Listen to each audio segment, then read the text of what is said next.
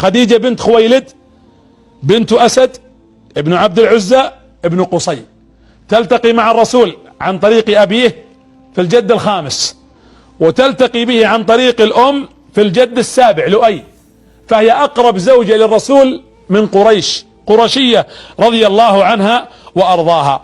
من حب النبي لها، طبعا اسم أمها فاطمة، من حب النبي لها سمى اسم بنته بل أغلى بناته على أم زوجته، وترى يوم يسمي عليها هي ميتة، لكن إجلالا لخديجة رضي الله عنها ووفاء منه استمر هالوفاء، وجازاها الله بالوفاء تكريما له، فأصبحت فاطمة سيدة نساء العالمين، وأنجبت سيدة شباب أهل الجنة. كان يقول لها ورقة بن نوفل يحدثها، هذا ولد خالتها، يقول لها بيطلع نبي من هذا آخر الأمة، وهذا النبي شكله كذا وصفاته كذا. هي تقول كنت أشعر بأن هذا النبي سيكون منا. ولما جاءهم واحد من أحبار اليهود وقال يا نساء قريش، كانوا جالسين عند الكعبة، إن نبي هذه الأمة حان خروجه، من استطاعت، شوفوا، من استطاعت أن تتزوجه فلتفعل.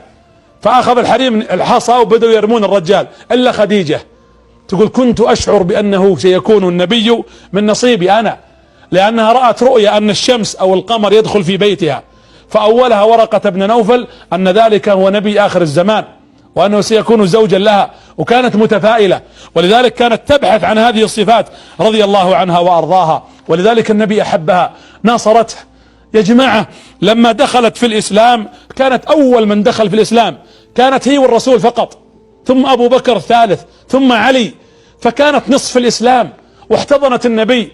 في النهار تدعو الناس إلى الإسلام، وفي الليل تحوط النبي، تشتري العبيد وتجعلهم يحرسون النبي حتى لا يقتل ولا يصاب، وتجمع الناس في حراسته، وكانت تدفع المال، وتراها تربي في البيت معها عيال، تربي أو عندها 4، 3 تزوجوا وبقي واحد هند من أبنائها من زوجها الذي مات. ثم جاءت بفاطمة وبرقية بأم كلثوم وبعبد الله والقاسم أبناء النبي عليه الصلاة والسلام، وكان علي في البيت تربيه، وكان الزبير في البيت تربيه، وكان زيد بن حارثة في البيت تربيه، وطلعت أجيال. علي بن أبي طالب منه، وفاطمة سيدة نساء العالمين، وكانت صابرة يا جماعة. يوم حوصر النبي صلى الله عليه وسلم في شعب أبي طالب وتذكرها الكلام، منعت مثل الناس، ولم تأكل ولم تشرب حتى مرضت، وكان عمرها 62 سنة رضي الله عنها وأرضاها. وأيضا طلقنا بناتها الثنتين، طلقت أم كلثوم ورقية، طلقنا ولم يدخلن عليها ولم يدخل عليهم الأزواج، بنات عيال أبو لهب، لما كان قال لأبنائه طلقوهن، يريد أن كما يقال بالعامية يقهر النبي عليه الصلاة والسلام، ومع ذلك صابرة صابرة صابرة صابرة، وكانت تدعو إلى كل خير رضي الله عنها وأرضاها. هذه أمكم خديجة. ولذلك لما ماتت تألم النبي وحزن وبكى بكاء شديدا، قال من يأتي بدلها، من يكون غيرها، من يسد مكانها. هذا هو الوفاء.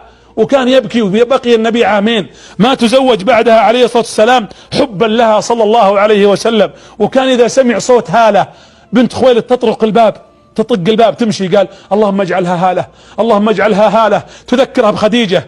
وعائشة تشوف المنظر وتسمع الكلام، وكانت تغار زوجها رضي الله عنهن جميعا. ثم إذا طرقت الباب قال ذكرتنا الغالية.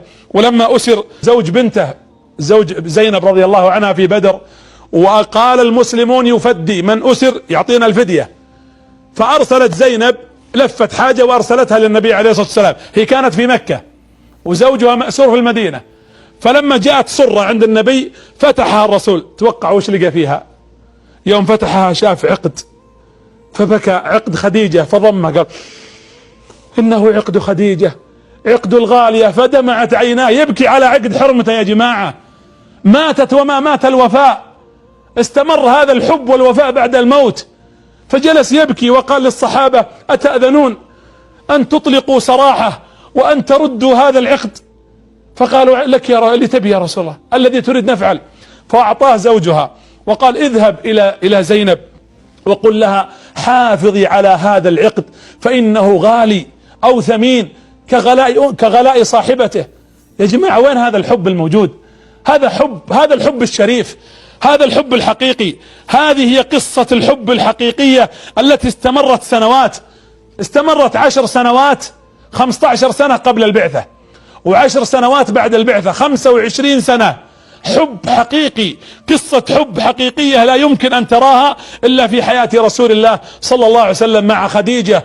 هذه المرأة المباركة ربت للنبي، طلعت من هذا البيت، طلعت زيد بن حارثة رضي الله عنه وأرضاه أول شهيد في مؤتة، خرجت الزبير بن عوام لأنه كان ابن أختها، وهذا حواري النبي عليه الصلاة والسلام وأول من حمل سيف في الإسلام، وطلعت لنا أم كلثوم ورقية وغير ذلك.